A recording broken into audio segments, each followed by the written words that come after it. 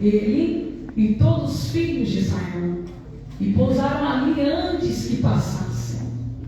E sucedeu ao fim de 3 dias que os príncipes passaram pelo meio do arraial, e ordenaram ao povo, dizendo: quando virdes a arca do concerto do Senhor vosso Deus, e que sacerdotes levitas a levam, parti vós também do vosso lugar e seguia.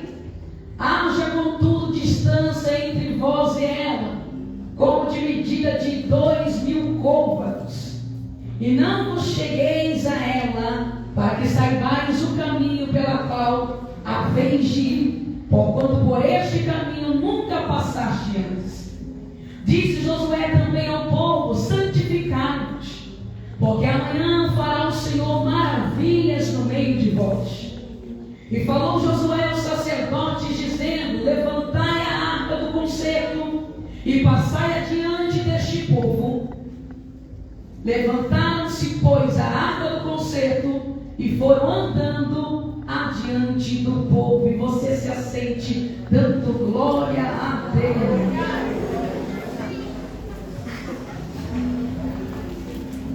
Livro de Josué,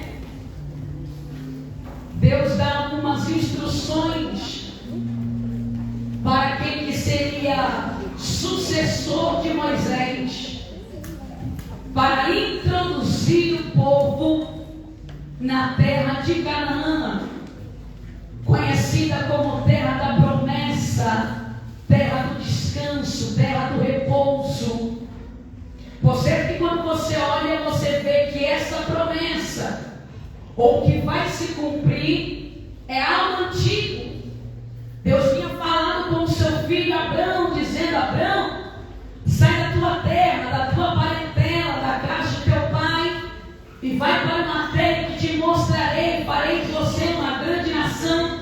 Fala acerca da sua descendência, e fala acerca dessa promessa, de um povo herdando e conquistando, entrando, tomando posse de uma terra que Deus tinha para o seu povo. Só que quando você olha o livro do Êxodo, capítulo 1, você vê um cenário complicado, porque os descendentes de José que migraram para o Egito, que era aproximadamente 70 pessoas, se multiplicou. Os hebreus se multiplicaram, se enfadaram sobre a terra. O faraó, que apresenta-se no capítulo 1 do Êxodo, não conhece o Deus de Abraão, o Deus de Isaac, o Deus de Jacó, o Deus de José. E a Bíblia é bem clara que há uma opressão. Vanessa está contando rápido, sim, depois você lê. Está vindo uma pressão, uma opressão sobre o povo. E este povo que é hebreu é tão numeroso, se invadindo sobre a terra, que causa um receio nos egípcios, inclusive em Faraó. Então ele usa 3 métodos. Primeiro, ele oprime o povo, coloca um fardo sobre o povo, coloca uma sobrecarga sobre o povo, para mostrar que tinha o controle, para mostrar que tinha o domínio. Só que esse no capítulo 1, versículo 12 vai dizer que quanto mais oprimia, mais aquele povo se multiplicava e se fardava sobre a terra. O método 1 não dá certo, parte para o método 2. Dá ordem às parteiras para que matem todo menino ao nascer. Só que a Bíblia vai dizer que as parteiras temiam ao Senhor. E aí o faraó chega diante delas e vai dizer: não dei ordem para que matasse todo menino ao nascer. E elas vão dizer: olha, por certo que as hebreias são diferentes das egípcias. Quando nós chegamos no parto das hebreias, a criança já nasceu. Então ele vai para o terceiro método, dá ordem para que lance os meninos no ninho. É nesse cenário conturbado que Arão e Joquebede têm a oportunidade de se relacionar, ter uma criança. E o nome do menino posteriormente é Moisés. Moisés é alguém escolhido, selecionado por Deus para ser o libertador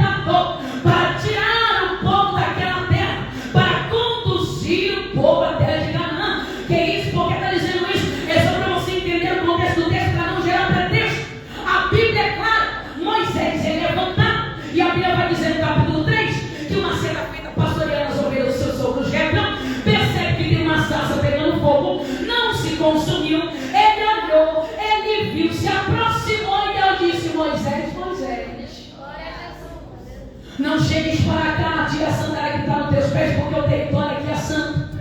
Deus chama Moisés, passa, qual é o plano? E o versículo 7 ao 9 ele vai dizer: eu resolvi descer para tirar este povo de matéria de escravidão e fazê-lo subir para uma terra que mana leite e mel. Moisés é escolhido e vai trabalhar para o Senhor. Ei, Moisés fica com medo, receoso, e vai dizer, versículo 10, o texto, Deus dizendo para Moisés: Moisés, ei, vamos, levanta, eu serei contigo. Ele diz: Senhor, como é que eu vou? Como é que eu vou dizer? Como é que eu vou falar? Deus diz: chega diante deles e diz: o eu sou me enviou. Pois Moisés é vocacionado para cumprir o propósito de Deus.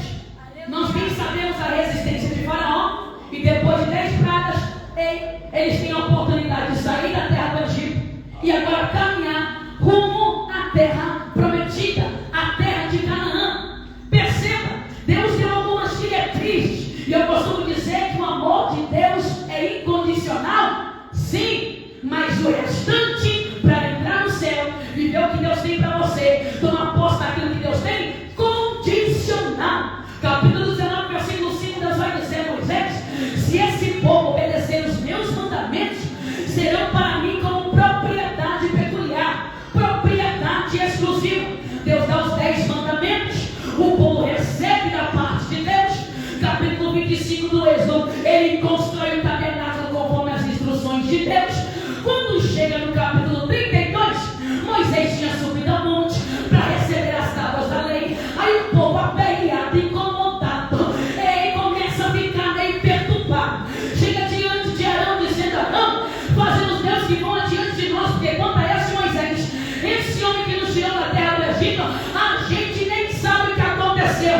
Arão é cabra frouxo, cedeu a pressão, pegou os pendentes de ouro e fez o bezerro de ouro. Não se espante com o que eu vou dizer, porque está no texto. O povo se despiu, no popular que eu falo, encheu a cara e adorou o bezerro. Aí Deus tratou com Moisés no monte, dizendo: Moisés, desce depressa, porque o teu povo se corrompeu.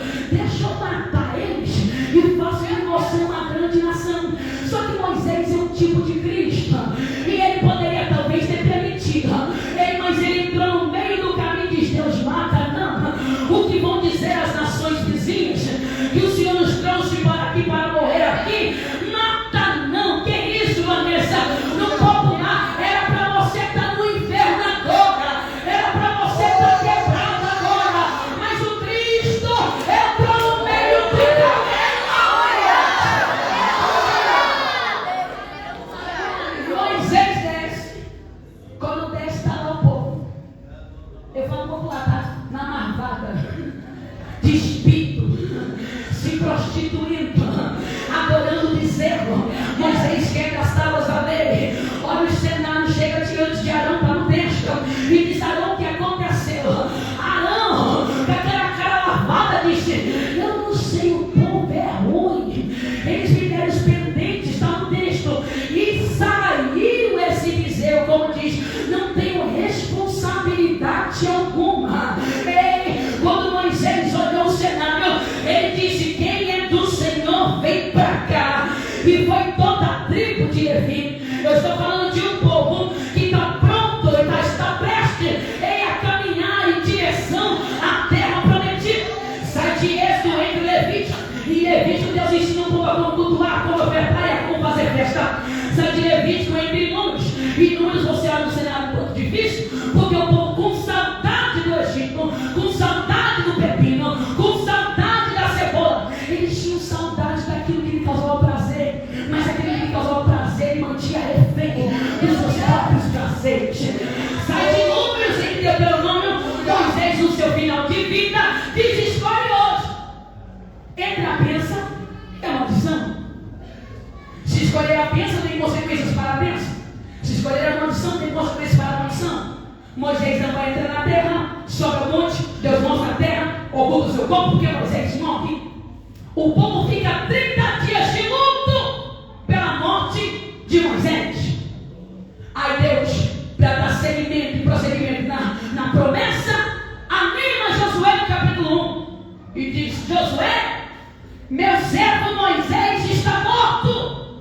Levanta-te e passa este Jordão. Cá para nós, para quem ficou 30 dias de luto, não sabia que Moisés tinha morrido. Então, porque por vezes Deus tem que enfatizar coisas que nós já sabemos? Porque Deus fala coisas que você já sabe. Alguém vai dizer, mas o mesmo louvor de novo, irmão, demanda nada. Deus vai dar você de novo, porque ainda não aprendeu. Não, porque a mesma palavra, de novo, irmão, demanda nada. É Deus falando com você de novo, porque ainda não aprendeu. Deus vai dizer a Josué, Moisés morreu. Levanta! Passa o Jordão. Que é isso? Deus está animando Josué, dizendo, Josué, a lembrança fica, a dor não pode ficar mais. Levanta. Moisés morreu, passou, agora levanta. Moisés é animado pelo Senhor. Só que quando você olha ao longo do contexto do texto, você vê que eles estavam prestes a tomar posse da terra que Deus havia preparado. E por certo que para conquistar ou para receber aquilo que é de Deus, tem alguns critérios, tem alguns requisitos, tem algumas características. E quando eu falo isso, eu entro literalmente no tema santificação. Por quê? Porque eu preciso entender que esse é um dos critérios que, se não tiver, não vê Deus. Você pode entrar na igreja, pode cantar no grupo, pode pregar, pode cantar, pode ser pastor, pode, mas se não for santo, não vê Deus, nem pelos pés. Não, você pode ver o grupo, você pode ver a igreja, você pode ver os irmãos, você pode ver os dons, mas se não for santo, não vê o Senhor. Então, quando você olha o contexto, primeiro, só para você entender, santificação é a oportunidade que Deus nos entregou para que pudéssemos viciar. E como conquistamos isso, como recebemos isso? Cruz do Calvário. Quando você olha a doutrina da regeneração, doutrina da justificação, doutrina da santificação, você vê literalmente que nós recebemos a santificação por causa da morte de Jesus. Então, santificação é a oportunidade que Deus nos deu de viver. Vanessa, ser santo é a oportunidade, é o querer, a vontade de Deus em nós sermos santos. Que é isso, Vanessa? Algumas pessoas dizem, ser santo é ser separado. Não só isso. Ser santo é ser separado para a utilidade, para a função. É ser separado de A para ser útil para B. Então perceba, quem decidiu, ou quem escolhe, ou quem quer, e todo aquele que crê em Cristo, ele é chamado para ser santo. Ele precisa entender que ele é separado por Deus para fazer o querer de Deus. Justificação, recebo por causa de Jesus. É oportunidade de viver. Ser santo é o que Deus quer que eu seja, é o que Deus quer que eu faça. E se santificar é algo progressivo, é algo contínuo. Ser separado e se santificar é algo gradativo. Quando você olha o texto, você percebe que desde a saída deles da terra do Egito até chegar em Canaã, havia alguns processos e havia algumas solicitações da parte do próprio Deus. Tanto é verdade que todos aqueles que saíram da terra do Egito, exceto Caleb e Josué, não entraram na terra, porque não basta apenas sairmos. Quando você olha o contexto da história, muita gente saiu do Egito, e a Bíblia vai dizer em Números 11 que saiu um vulgo no meio deles. Que é isso? É uma mistura de gente. Tinha a intenção de ir para a terra? Não! Tinha a intenção apenas de sair da opressão. Tinha a intenção de viver o que Deus queria? Não! Só queria os benefícios de Deus. Quando você olha aqueles 10, 12 espias, só 2 olharam numa perspectiva espiritual, dizendo: Deus prometeu, Deus vai dar vitória. Os outros 10 dizem: a terra não é boa. Por quê? Porque a motivação de sair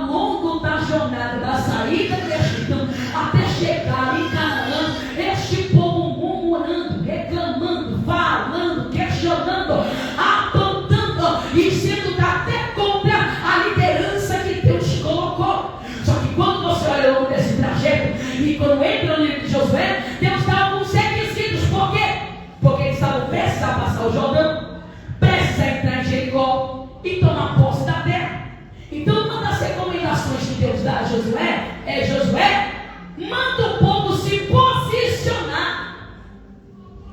Se eles precisavam entender que desde a saída do Egito até chegar na terra de Canaã, precisava seguir alguns critérios da parte de Deus, inclui isso como se santificar, que é isso, se preparar diariamente.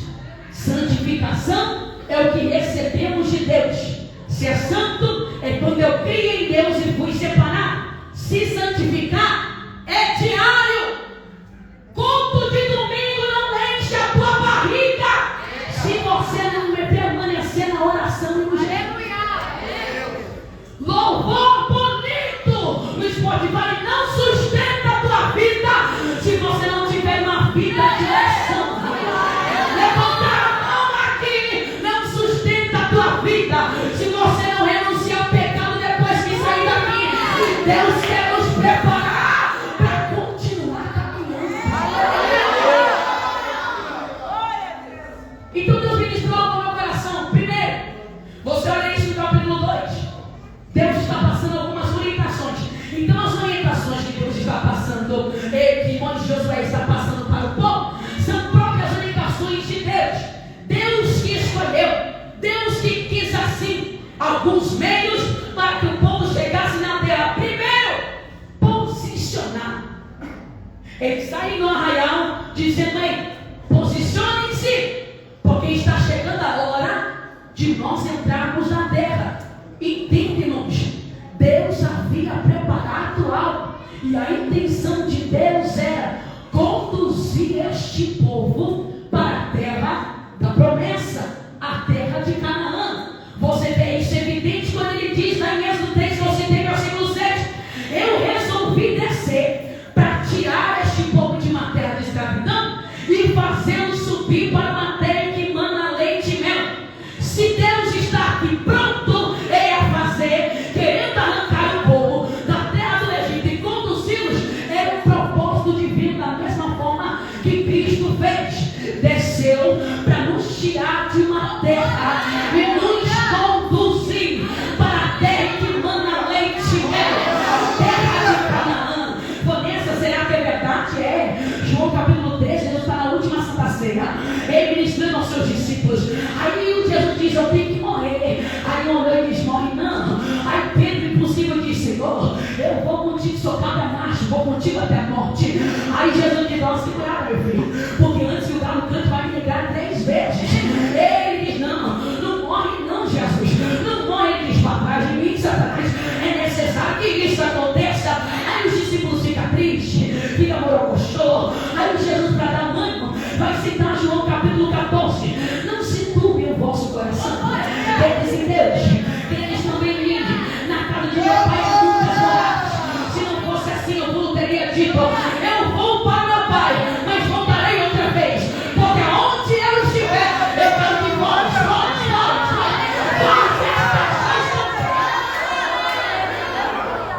O propósito de Jesus foi o mesmo: descer para nos tirar e nos levar para a terra, preparar. Então, um dos primeiros critérios que eles têm que fazer aqui é se posicionar.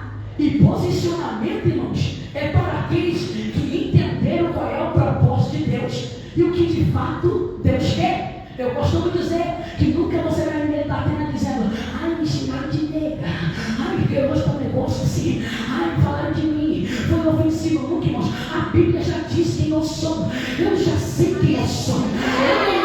O que falta mesmo é a gente posicionar. Para a minha irmã mais velha disse: eu largou, deixou, e esses dias disse para mim: menina, não fala de mim não, não conta não que eu faço. E eu falei: olha, o que é bonito é para se mostrar, extravasa, como você diz no mundo. Ela diz: eu não posso não, tem coisa que eu não posso contar. Ela olhou para mim e diz: você. Eu falei: sou crente, aonde eu vou, crente, quando eu falo, crente, aonde eu penso, crente. Ela diz: tu não tem vergonha não. Eu falei: o que é bonito diante de Deus é para se mostrar. Por onde eu passar, continuo no mesmo posicionamento. O povo precisava entender primeiro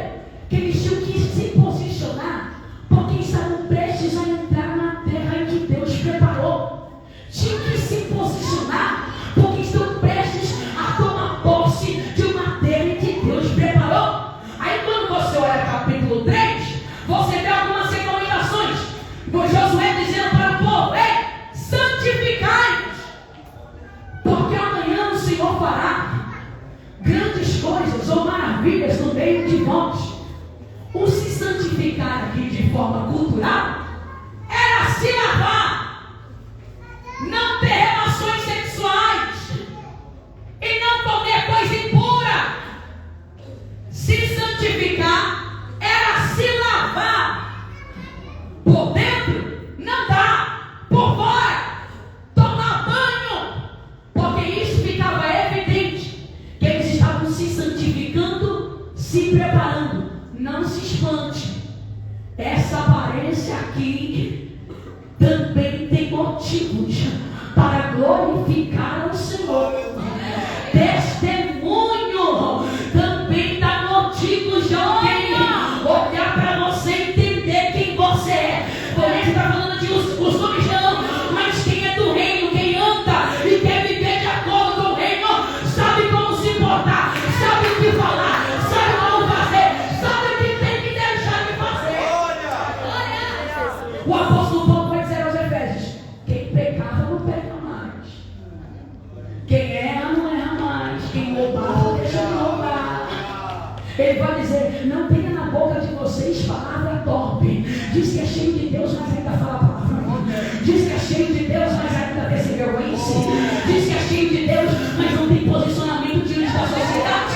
Diz que é cheio de Deus, mas ainda não tem postura como cristão. Deixa eu dizer, se você não se posicionar, não se lavar, não se limpar, não tem como tomar posse do que Deus te Aleluia! Eles precisavam primeiro Glória! se posicionar, estar prontos, preparados, porque a qualquer momento Josué ia convocá-los para seguir rumo à terra da promessa. Segundo, se lavar exterior. Quando Hebreus diz sobre uma grande nuvem de testemunhas, estão olhando para nós. E a pergunta é: estão vendo o quê? Estão vendo o quê? Nós falamos e alguns dizem: a nossa geração é ruim. Deixa eu lhe dizer, eu ainda conheço jovem de 13, 14, 15 anos que é lotado de Deus. Eu conheço gente que ainda tem 30, 40, 50 anos e não perdeu a fé, ainda é cheio de Deus. Ainda tem conduta cristã. Ser cheio do Espírito Santo não é dar lugar. Isso é bom, eu gosto, me chama para marcha que eu vou. Mas ser cheio do Espírito Santo é conduta, comportamento. Eles precisavam se lavar. Segundo, não poderia ter relações sexuais. O que é isso? Desejos carnais. A carne tinha que ser controlada. A santificação exige que a carne seja controlada. Você não quer que eu desenhe porque já entendeu. Ei, a carne tem que ser controlada. Alguém está dizendo: mas eu sou novo. É demônio, não é hormônio. Mas controle esse negócio aí. Se quer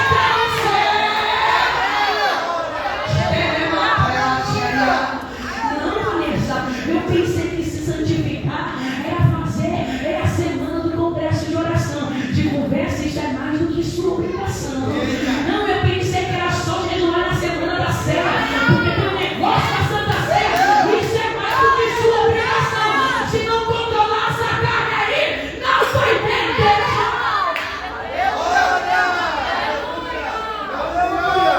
Vanessa, mas falar de inferno é, minha filha. Aleluia, Jesus! Glória a Jesus!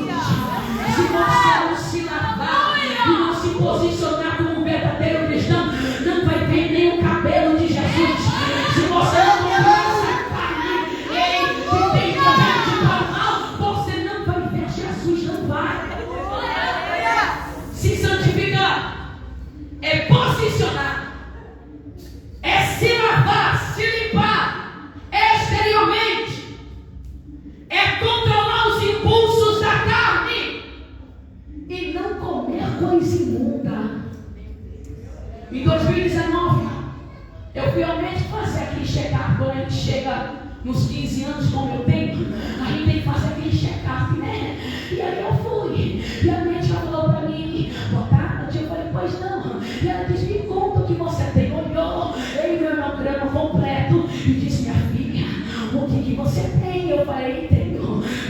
em abundância, crente até no consultório. E ela disse assim: minha filha, a sua anemia nunca te deixou, o colesterol está alto, tu está pré-diabética, me fala a sua alimentação diária e uma nota aqui. Eu falei: vamos lá. E ela diz: conta. Eu falei: 2 BK, se possível um McLanche feliz, pegou o brinquedo. Ela disse: não fala de alimentação. Eu falei: eu estou falando, escreve. E ela começou a escrever, diga mais. Eu falei: bom, a última vez que eu lembro, eu comi 25 esfirras do Habib's. Não. Aí ela diz: tá bom. Ela diz: continua. Eu falei: 700 ml de açaí com muito leite condensado. Tem gente que tá eu disse: passa alimentação. E eu falei: fecha tudo. Ela diz: você vai morrer. E eu falei: por quê? Ela diz: o que você come dura mais ou menos no seu organismo 1 hora de satisfação. Depois acaba. Você já percebeu que quando você come um lanche, e principalmente é de onde você olha para o lanche, morde, olha de novo, porque parece uma sensação de prazer. Passa 1 hora. Estou com fome. E os magrinhos são os piores.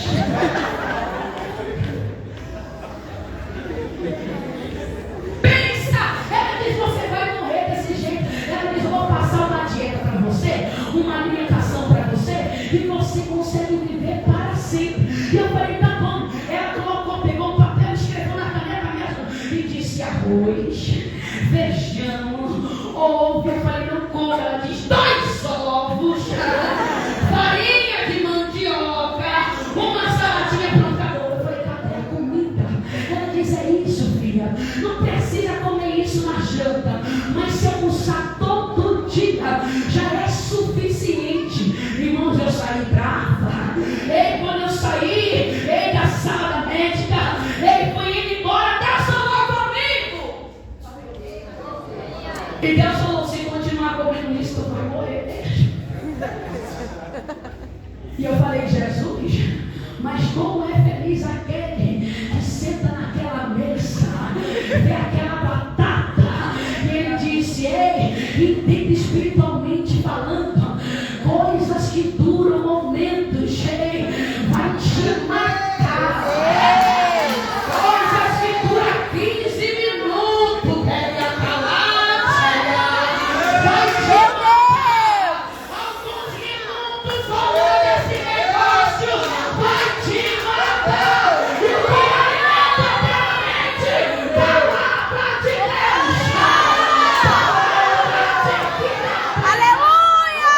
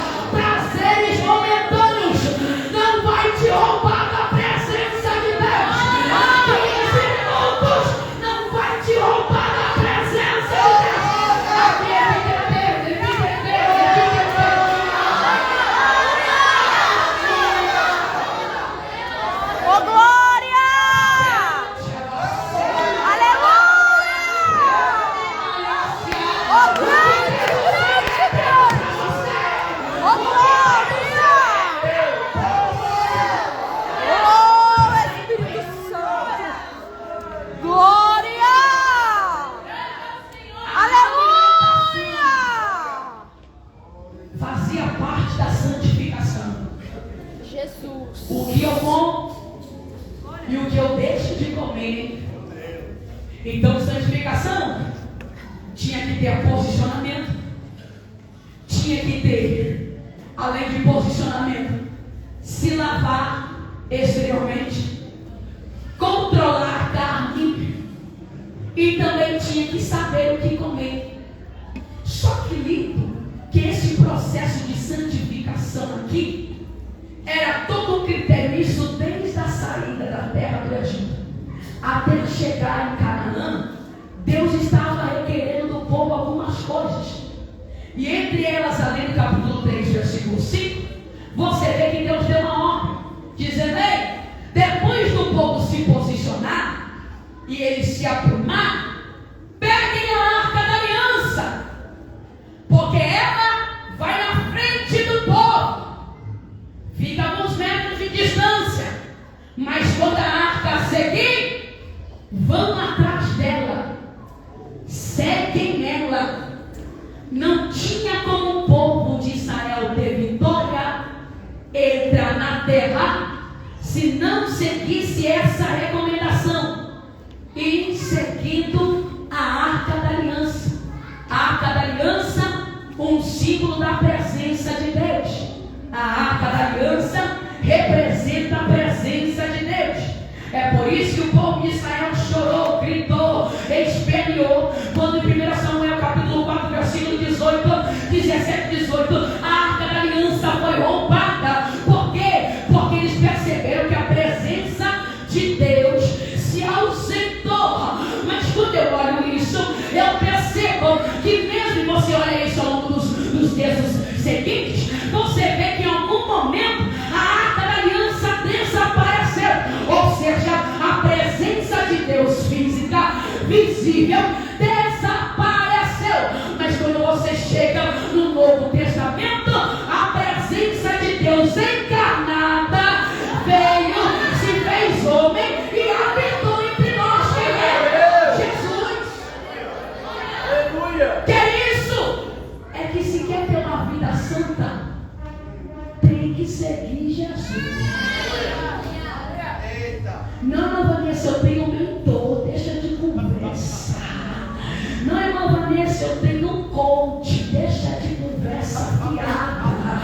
Tu tem que seguir a Jesus, mas ele é uma referência para mim. É mesmo. E Jesus é o que para você? Ei, o povo para entrar na terra, chegar na terra e ter uma vida inteligente com a palavra, tinha que seguir Jesus, tinha que ir atrás de Jesus. Vanessa, que eu não gosto dessa igreja. Se essa igreja estiver seguindo a Jesus, é uma boa igreja para você congregar. Vanessa, eu não gosto desse povo. Se esse povo está indo atrás de Jesus, é um bom povo para você andar. Mas a prioridade era seguir a arca da aliança, que representa em Novo Testamento o Cristo. Mas não bastava ter o caminho para o Filho. Eles precisavam se posicionar, se lavar, se abster da carne e de alguns alimentos. Só que quando você chega no capítulo 5, Deus fala com Josué, e Deus fala assim: Josué, pega os meninos que nasceram ao longo do deserto e manda eles fazerem o ato da circuncisão. Que é isso? Tirar o excesso de carne do prepúcio do menino. Era como hoje uma cirurgia de fimose, tirar o excesso de carne do órgão genital masculino. Aí Deus diz: antes de entrarem na terra, manda os meninos se circuncidar. Que é isso? Tirar o excesso de carne do prepúcio do menino. Você olha isso em Gálatas e algumas passagens que o apóstolo Paulo vai dizer que os judeus ficavam apegados dizendo: tem que fazer o ato da circuncisão, senão você não vai ter Deus. Tem que fazer o ato da circuncisão, porque se você não anda com Deus. Aí Paulo fala assim: vocês ficam tão presos nessas coisas que na verdade tinha que circuncidar o coração de vocês. Que é isso? Tirar o excesso de carne. E aí você vê claramente no texto que antes de entrarem na terra, tinha que tirar excesso de carne. Aleluia! Porque excesso de carne vai te comprometer a entrar no reino. Irmão, tem gente que é tão carnal, tão carnal, tão carnal. Ei, que uma piada na mente dele vira orgia. Tem gente que é tão carnal, que não consegue discernir coisas espirituais. Deixa eu lhe dizer, foram vocês que escolheram o tema, o problema é de vocês. Ei, mas se quer se santificar, vai ter que saber que vai ter que se aprumar. Eu costumo dizer, carregar a Bíblia não te faz um cristão, capelão não te faz um cristão, saião até o pé não te faz um cristão. O que te faz cristão? Andar e viver esta palavra. Eles precisam entender.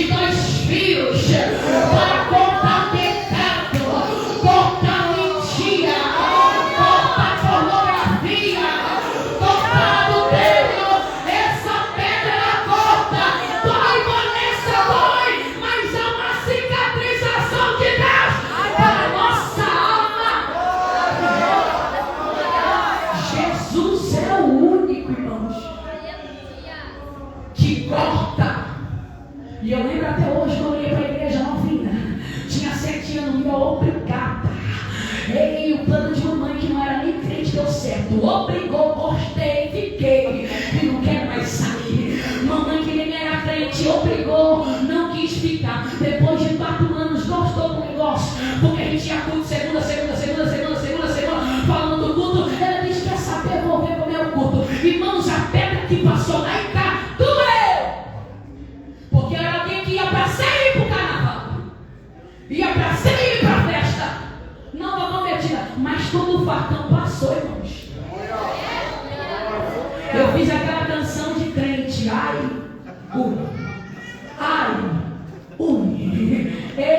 ele tocou nos meus lábios como uma tenaça. Colocou palavras na minha boca. E deixa eu lhe dizer, eu não vou abrir mão daquilo que Deus me entregou. O céu é nosso, o céu é da igreja. Eu não vou abrir mão, deixa ele limpar. Santificação é isso. Posicionamento. Santificação é se limpar, se lavar. Santificação é controlar os desejos carnais. Santificação é saber o que come, os alimentos para ter vigor. Santificação é tirar o excesso da carne. E por último, para que eles pudessem entrar na terra, Deus falou a Josué: manda o povo por 7 dias marchar em volta da cidade. 6 dias, cada dia uma volta, e no 7º, 7 voltas. Vou marchar, depois de marchar, toquem a buzina, depois de tocar a buzina, o povo grita e as muralhas vêm ao chão. Interessante é que desde o processo da saída, e eu quero que você entenda isso, até chegar na terra de Canaã, o que eles mais ouviram foi: não pode fazer, não pode fazer. Não pode fazer, não pode fazer.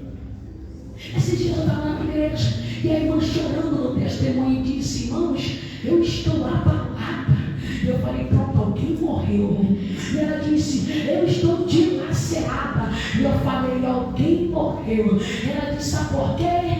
Porque eu fui fazer um concurso e não passei. Eu falei: Jesus, deve ser o 11º. É por isso que ela está assim.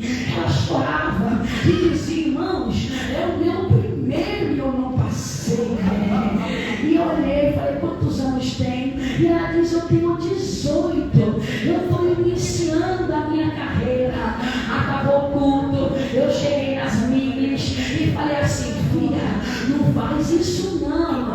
Mamãe tentou, foi 7 para passar e passou já depois dos 40. Mamãe lutou para tentar ter a casa própria e foi ter depois dos 30 e pouco. Agora chega e por causa de não quer parar. Imagine se entrar aqui no Evangelho, ele não pode pecar, não pode olhar, não pode fazer, não pode realizar, não pode mais esse, não pode. Está garantido a vida eterna e o resto.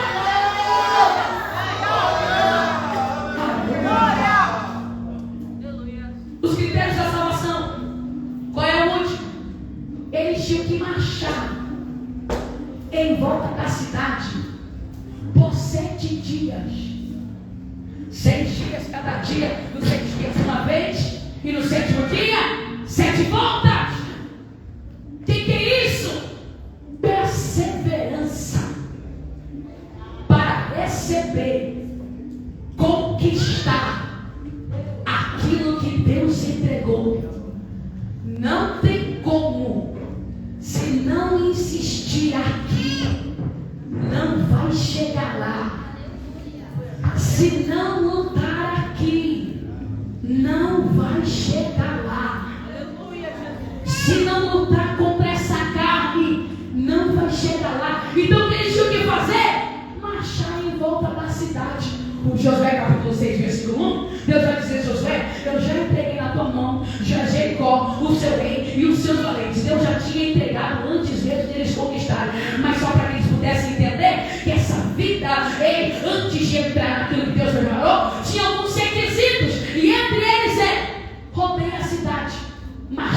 Irmãos, cá para nós, você que não aguenta fazer caminhada de 15 minutos e tem 15 anos e diz que já está cansado, imagina dar volta na cidade por 7 dias. Você que pagou a academia até hoje, não pode! Imagine dar volta na cidade. Eu estou falando de mim. Imagine que canseira, mas o que era isso? Perseverança. Caminhando, seguindo, porque tinha um lugar preparado para cada um deles. Aleluia! Eu só quero que você entenda que para viver uma vida de santificação é necessário abrir mão de muita coisa.